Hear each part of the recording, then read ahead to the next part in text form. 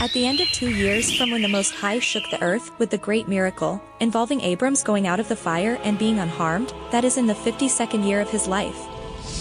Behold, King Nimrod sat in Babel upon the throne, and the king fell asleep and dreamt that he was standing with his troops and army in a valley opposite the king's furnace. And he lifted up his eyes and saw a man in the likeness of Abram coming forth from the furnace, and he came and stood before the king with his drawn sword, and then sprang to the king with his sword. When the king fled from the man, for he was afraid, and while he was running, the man threw an egg upon the king's head, and the egg became a great river. The king dreamt that all his troops sank in that river and died, and the king took flight with 3 men who were before him, and he escaped. The king looked at these men, and they were clothed in princely dresses as the garments of kings, and had the appearance and majesty of kings. While they were running, the river again turned to an egg before the king, and there came forth from the egg a young bird which came before the king, and flew at his head and plucked out the king's eye. The king was grieved at the sight, and he awoke out of his sleep, and his spirit was agitated, and he felt a great terror. In the morning the king rose from his couch in fear, and he called all the wise men and magicians, and he told his dream to them. And a wise servant of the king, whose name was Anuki, answered the king, saying, This is nothing else but the evil of Abram and his seed which will spring up against my king in the latter days. Behold, the day will come when Abram and his seed and the children of his household will war with my king, and they will smite all the king's hosts and his troops. As to what thou hast said concerning 3 men which thou didst see like unto thyself, and which did escape, this means that only thou wilt escape with 3 kings from the kings of the earth who will be with thee in battle. And that which thou saw of the river which turned to an egg as at first, and the young bird plucking out thine eye, this means nothing else but the seed of Abram which will slay the king in latter days. This is my king's dream, and this is its interpretation, and the dream is true, and the interpretation which thy servant has given thee is right. We are still in Genesis chapter 12 verse 28. A lot took place in this chapter, and it is clearly shown in Jasher chapter 12 verse 45 to 56. This dream came from the Most High, showing us in the future a shadow of things to come, when the Most High will use Abram's seed to bring about his righteousness upon the earth. This dream was shown to Nimrod exactly 2 years after the Most High had compassion over Abram, saving him from the fiery furnace that burned for 3 days straight. Remember, the Most High doesn't need us. He loves us and his mercy endures forever, but we need the Most High. We are nothing without him. Now therefore, my king, surely you know that it is now 52 years since your sages saw this at the birth of Abram, and if my king will allow Abram to live, it will be to the death of you. For all the days that Abram lives, neither you nor your kingdom will be established. He endures forever. This was shown formerly at his birth, and why will you not slay him, so that he will not destroy you in the future? Nimrod listened to Anuki, and he secretly sent some of his servants to go and seize Abram, and bring him before the king to kill him. Eliezer, Abram's servant whom the king had given him, was at that time in the presence of the king, and he heard what Anuki had advised the king about Abram's death. Eliezer said to Abram, Quickly, rise up and save your soul, the king wants you dead, because of a dream he had and Anuki interpreted it, and Anuki advised the king concerning you. Abram listened to Eliezer, and he ran to the house of Noah and Shem, and he hid himself there, and he found safety. The king's servants came to Abram's house, but they couldn't find him, and they searched the country and searched in all directions, but they didn't find him. They returned to the king, but his anger against Abram was stilled, but he drove away from his mind this matter concerning Abram. Abram hid in Noah's house for 1 month, until the king had forgotten this matter, but Abram was still afraid of the king. Terah came to see Abram, his son, secretly in the house of Noah, and Terah was very great in the eyes of the king. Abram asked his father, Don't you know that the king wants to slay me because of the wicked advice from his counselors? What are you doing here? Arise, let us go together to the land of Canaan, that we may be saved from his hand, otherwise you also perish in latter days. Do you not know, or have you not heard, that Nimrod doesn't give you all this honor through love, but it is only for his benefit that he bestoweth all this good upon you? If he gives you greater good than this, surely these are only vanities of the world, for wealth and riches cannot avail in the day of wrath and anger.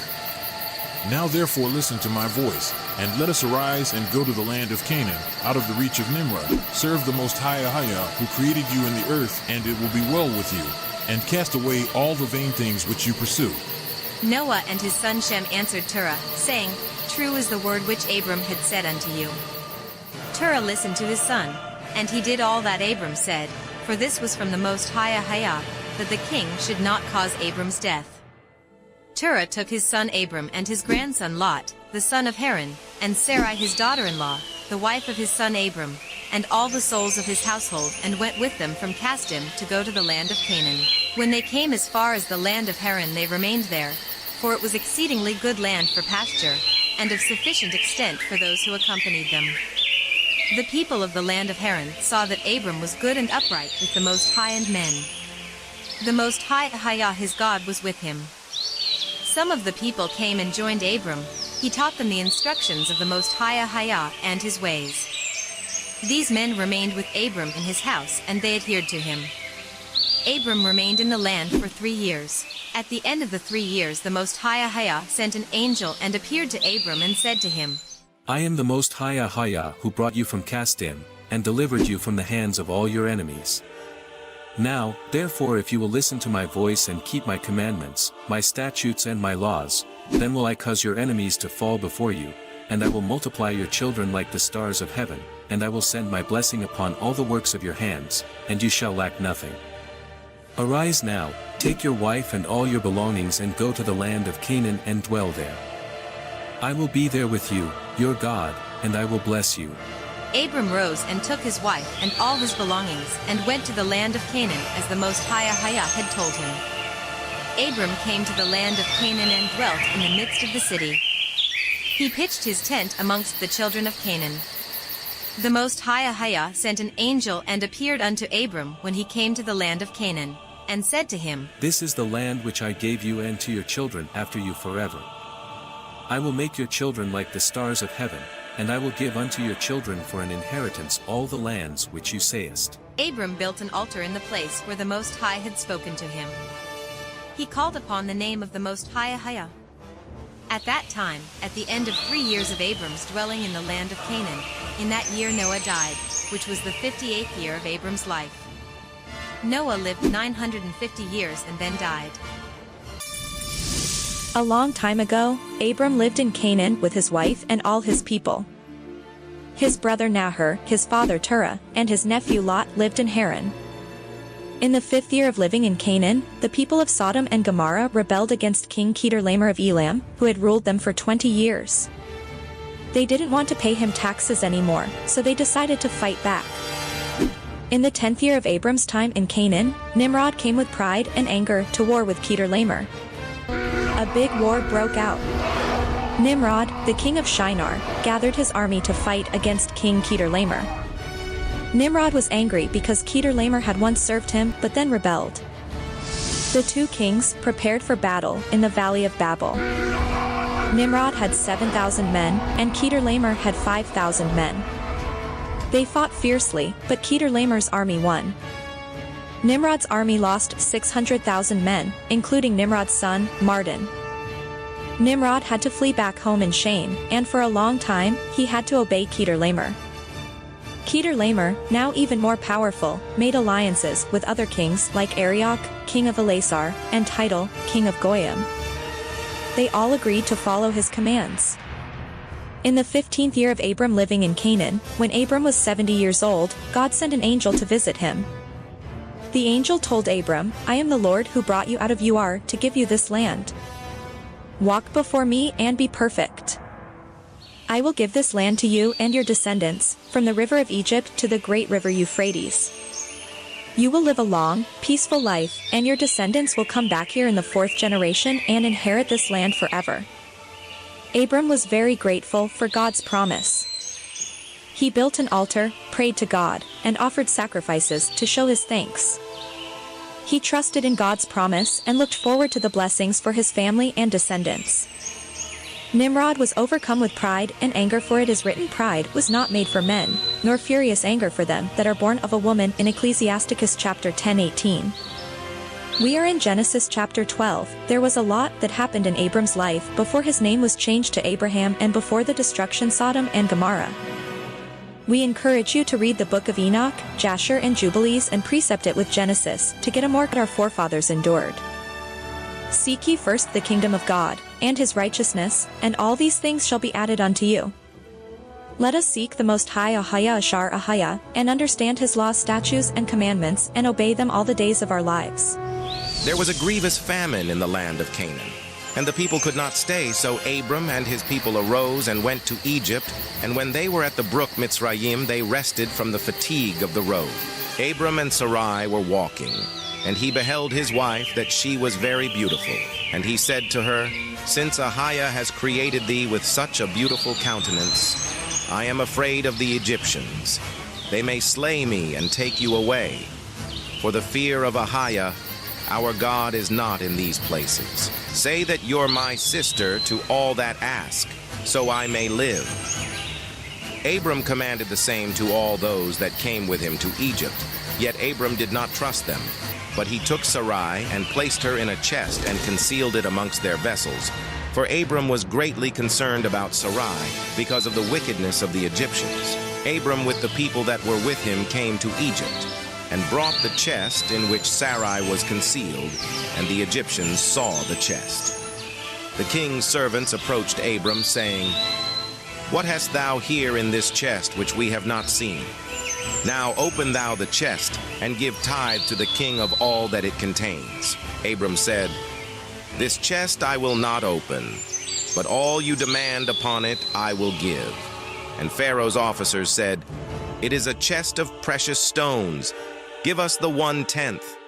The king's officers pressed Abram, and they reached the chest and opened it with force. And they saw, and behold, a beautiful woman was in the chest. When the officers saw Sarai, they were struck with admiration at her beauty, and all the princes and servants of Pharaoh assembled to see Sarai, for she was very beautiful. They told Pharaoh about Sarai's beauty, and they praised Sarai to the king. And Pharaoh ordered her to be brought, and she came before the king. Pharaoh saw Sarai, and she pleased him exceedingly, and he was struck with her beauty. And the king rejoiced greatly, and made presents to those who brought him the tidings concerning her. She was then brought to Pharaoh's house, and Abram grieved on account of his wife, and he prayed to the Lord to deliver her from the hands of Pharaoh. Sarai also prayed at that time and said, O Lord Ahayah, thou didst tell my lord Abram to go from his land and from his father's house to the land of Canaan. And thou didst promise to do well with him if he would perform thy commands. Now behold, we have done that which thou didst command us, and we left our land and our families, and we went to a strange land and to a people whom we have not known before. We came to this land to avoid the famine, and this evil accident has befallen me. Now therefore, O Lord Ahayah, deliver us and save us from the hand of this oppressor, and do well with me for the sake of thy mercy. The Most High Ahayah hearkened to the voice of Sarai, and the Lord sent an angel to deliver Sarai from the power of Pharaoh. The king came and sat before Sarai, and behold, an angel of the Lord was standing over them. And he appeared to Sarai and said to her, Do not fear, for the Lord has heard thy prayer. The king asked her, Who is the man who came with you? And she said, He is my brother. The king said, It is incumbent upon us to make him great, to elevate him, and to do unto him all the good which thou shalt command us. And at that time the king sent to Abram silver and gold and precious stones in abundance, together with cattle, men servants, and maid servants. And the king ordered Abram to be brought, and he sat in the court of the king's house. And the king greatly exalted Abram on that night. The king approached to speak to Sarai, and he reached out his hand to touch her, when the angel smote him heavily, and he was terrified, and he refrained from reaching her. The angel smote him to the ground, and did this to him the whole night, and the king was terrified. The angel on that night smote heavily all the servants of the king, and his whole household because of Sarai. And there was a great lamentation that night amongst the people of Pharaoh's house. Sarai exemplified unwavering faith in Ahayah, demonstrating profound spiritual and physical beauty. She embodied grace and elegance, serving as a steadfast companion and invaluable support to Abram. Throughout challenges, Sarai remained serene, never contentious or disobedient, always turning to prayer in adversity. Her humility and unwavering loyalty shone brightly, as did her boundless love and unparalleled purity, making her a beacon of virtue in her era. Sarai's life stands as a compelling testament to women of all ages, inspiring them with her devotion, wisdom, and unparalleled goodness. Abram arose, and he and his people left Egypt. Pharaoh ordered some of his men to stay with him. Abram returned to the land of Canaan, to the place where he had made the altar, where he at first had pitched his tent. Lot the son of Haran, Abram's brother, had a heavy stock of cattle, flocks, herds and tents, for the Lord was bountiful to them because of Abram. The herdsmen of Lot quarreled with the herdsmen of Abram. The land was not big enough for them on account of their cattle. When Abram's herdsmen went to feed their flock, they wouldn't go into other people's fields, but the cattle of Lot's herdsmen did otherwise. They fed them in other people's fields. The people of the land saw this occurrence daily, and they came to Abram and quarreled with him because of Lot's herdsmen. Abram said to Lot, "What are you doing to me, to make me hated by the inhabitants of the land, that you would order your herdsmen to feed your cattle in other people's fields? Don't you know? I am a stranger in this land among the children of Canaan. Why will you do this to me?" Abram quarreled daily with Lot, but Lot wouldn't listen. He continued anyway. The people of Canaan came and told Abram again and again. Abram said to Lot, "How long will you be a stumbling block to me? Now I beseech thee, let there be no more quarreling between us, for we are kinsmen. Go and choose a place where you may dwell with your cattle and all your belongings, and keep thyself at a distance from me, thou and thy household. Don't be afraid to leave me. If anyone harms you, let me know, and I will avenge you." When Abram spoke to Lot, he arose and lifted up his eyes toward the plain of Jordan. He saw that it was flourishing, great for dwelling, and the pasture was lush for cattle. He pitched his tent, dwelt in Sodom, and they were separated from each other. Abram dwelt in the plain of Mamre, which is in Hebron, and Abram remained in that place many years. In this episode, Abram used the fruits of the Spirit to long suffer with Lot. He also demonstrated goodness, by still reassuring him that he would always be there for him. That is really true brotherly love.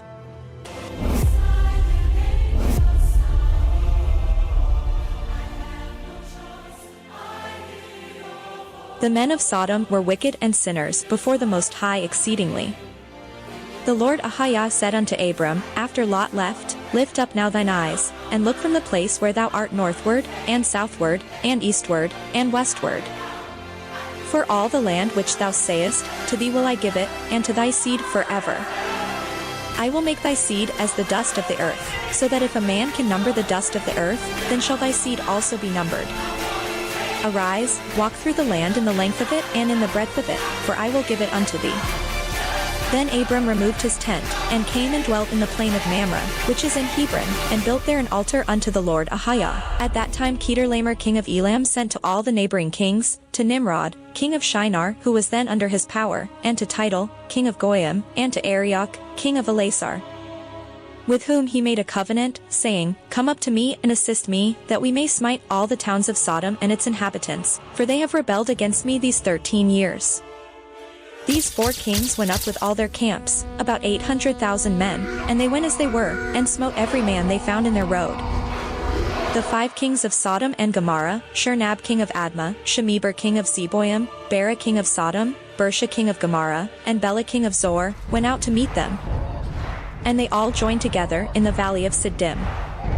These 9 kings made war in the valley of Siddim, and the kings of Sodom and Gomorrah were smitten before the kings of Elam.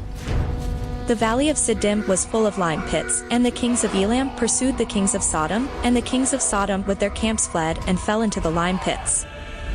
And all that remained went to the mountain for safety, and the 5 kings of Elam came after them and pursued them to the gates of Sodom, and they took all that there was in Sodom.